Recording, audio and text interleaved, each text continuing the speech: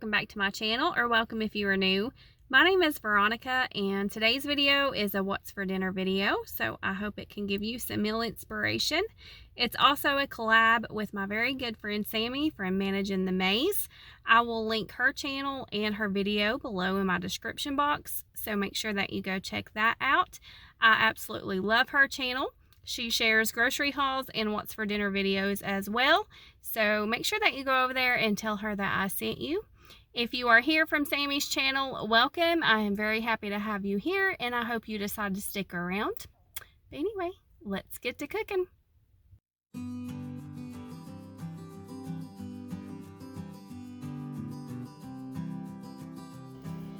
Tonight for supper, I want to be fixing some Crockpot chicken tater tot casserole.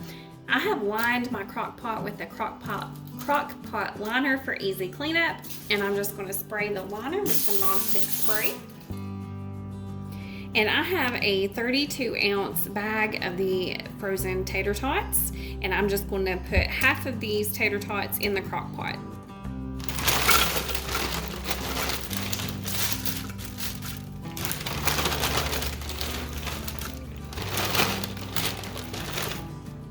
And then I have a bag of the real bacon pieces, and I'm just going to sprinkle some of the bacon pieces on top. The recipe called for a 3-ounce bag, but I picked up a 4.5-ounce bag because we like bacon.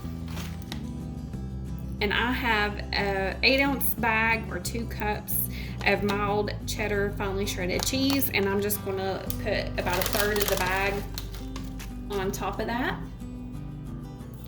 And over top of the cheese, I'm going to add my chicken. I've got 1 pound of diced chicken breast, and I'm just going to put that all over top of the cheese.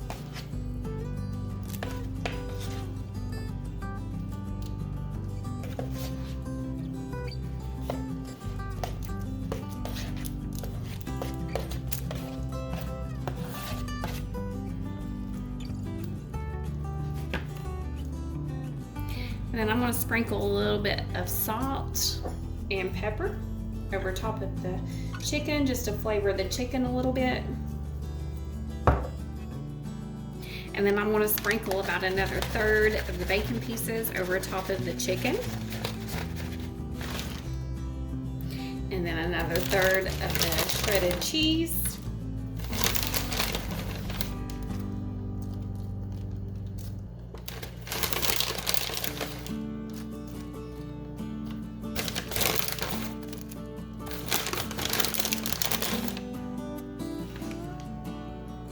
And then I'm going to add the remaining of my tater tots over top of that.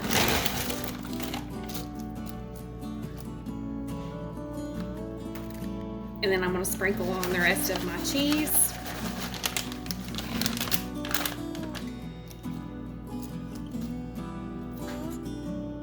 And the rest of my bacon.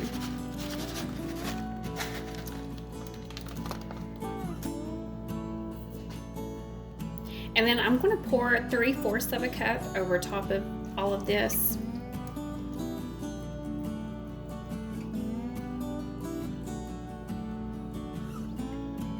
And then I'm going to place my lid on my crock pot, and I'm going to cook it on low for 4 hours.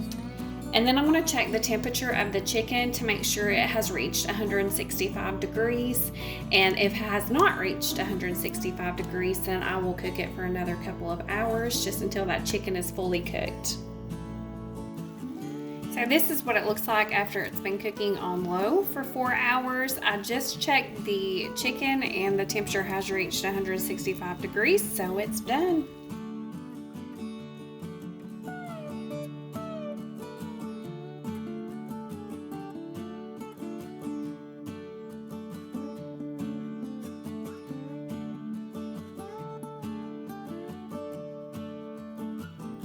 This meal was very special because my mom and dad made it for us just a few days before my dad had to have surgery. If you don't know what I am referring to, you can go to my community post and I tell all about that. But they had fixed some fresh shrimp and they had wrapped it in bacon.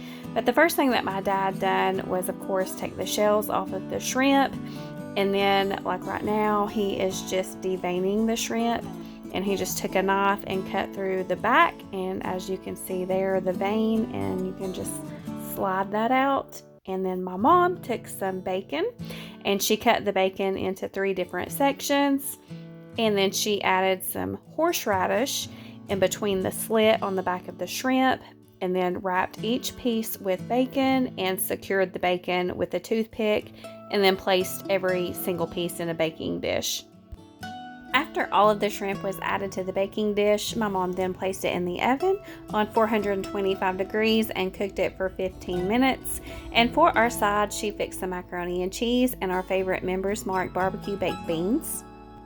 After cooking in the oven for 15 minutes, my mom moved the shrimp to the top rack of the oven, and then she placed the oven on broil and broiled the shrimp for 5 minutes.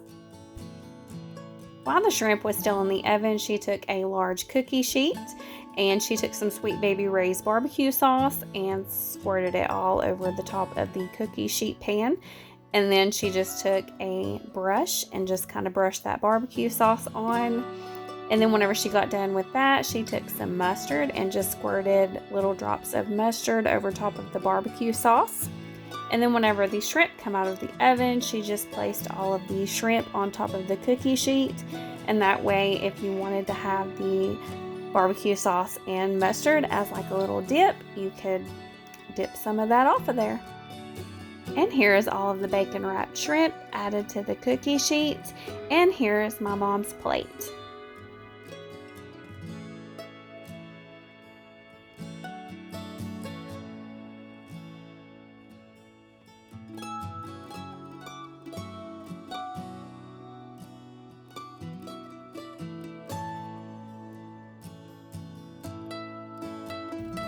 Tonight for supper, I'm trying a new recipe.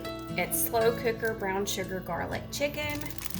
The first thing that I'm going to do is add my chicken thighs to my crock pot.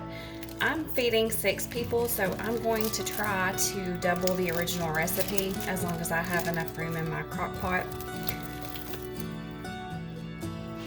I will leave the original recipe below in the description box if you would like to check out the original recipe. In my crock pot, I now have my 10 chicken thighs, and I'm going to sprinkle some salt and some pepper over the chicken thighs.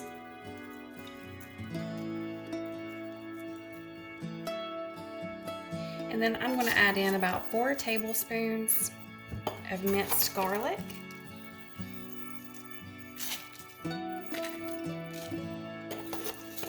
I only need 3.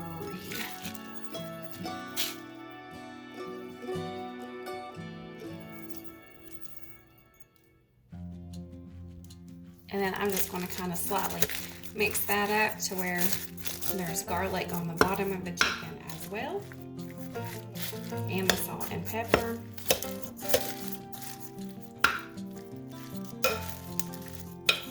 Then I'm going to make sure my chicken is chicken side up.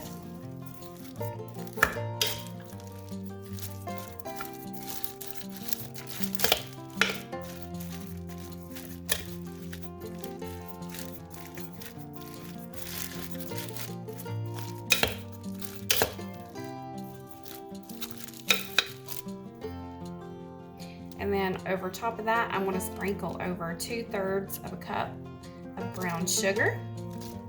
I found this recipe on Pinterest a while back and I've been wanting to try it. I've just never got around to making it. It looks super good. I did see in the comments that one person put a little bit of butter over top of the brown sugar. The recipe doesn't call for that, but I think I am going to add just a little bit of butter because butter makes everything better.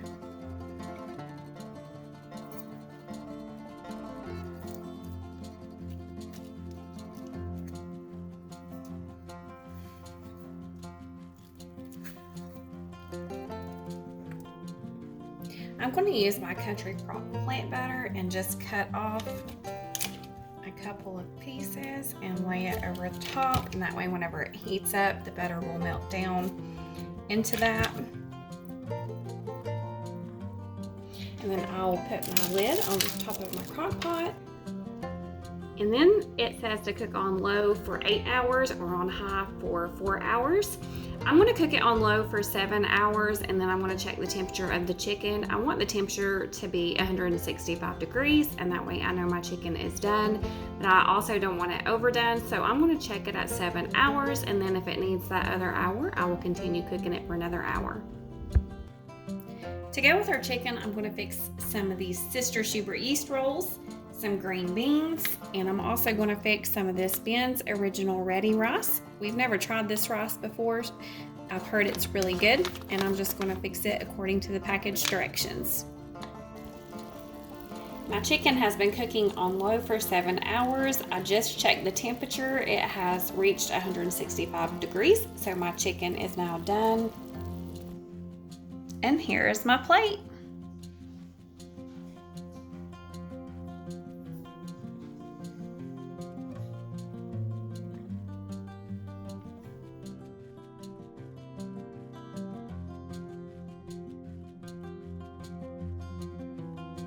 This night for supper, I fixed a Members Mark chicken pot pie that I had bought from Sam's Club. They are super easy to make. You just pop them in the oven for a little over an hour, and they are absolutely delicious.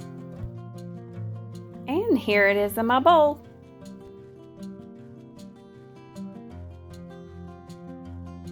That's it for today's video. I hope that you all enjoyed it. Thank you so much for watching, and I hope you all have a great day.